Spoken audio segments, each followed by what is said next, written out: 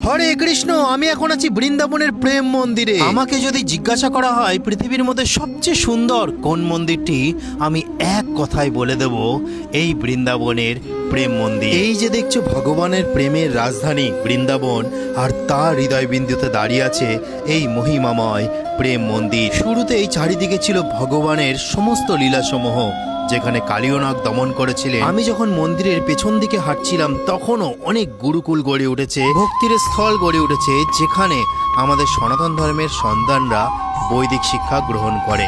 আপনারা শুধু মন্দিরটা দেখুন কত সুন্দর। আর আমার মোবাইলে ধরছিল না এত বড় মন্দির। চারিদিকে শুধু ভগবান শ্রীকৃষ্ণের সেই শৈশবের লীলাসমূহ। বন্ধুরা, এই মন্দিরের প্রতিটি মার্বেল পাথর এসেছে মকরানা থেকে, যেখানকার সাদা পাথর সূর্যের আলোয় রূপালী দীপ্তি ছড়ায়।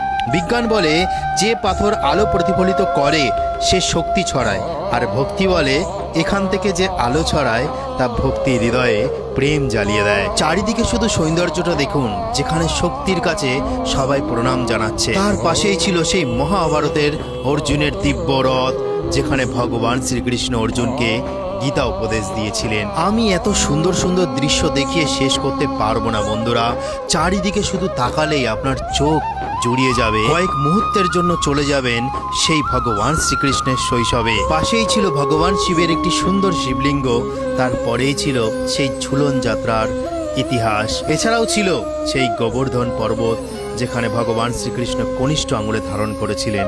এইবার আমি মন্দিরের ভেতর প্রবেশ করব। তুমি যদি লক্ষ্য করো, মন্দিরের স্থাপত্য সম্পূর্ণভাবে বৈদিক জ্যামিতি বা শ্রীযন্ত্রের অনুপাত অনুযায়ী নির্মিত। এর ফলে মন্দিরের প্রতিটি কোণ এমনভাবে সাজানো যে এখানে দাঁড়ালেই শরীর, মন, প্রাণ এক অদৃশ্য শান্তির কম্পন অনুভব করে। আর এই সেই সুন্দর প্রেম মন্দিরের রাধাকৃষ্ণের যুগল বিগ্রহ, সেটা আপনারা দর্শন করুন, প্রণাম করুন। বিগ্রহ দর্শন করার পর আমি চলে গেছিলাম চারিপাশটা ভালোভাবে আপনাদের দেখাবার জন্য, যে কত সুন্দর কারুকার্যে সাজানো এই মন্দির। আপনারা না আসলে এখানে বুঝতে পারবেন না যে এই মন্দিরটি কতটা সুন্দর, ভেতর বাইরে থেকে শুরু করে সমগ্র চারিদিকটি।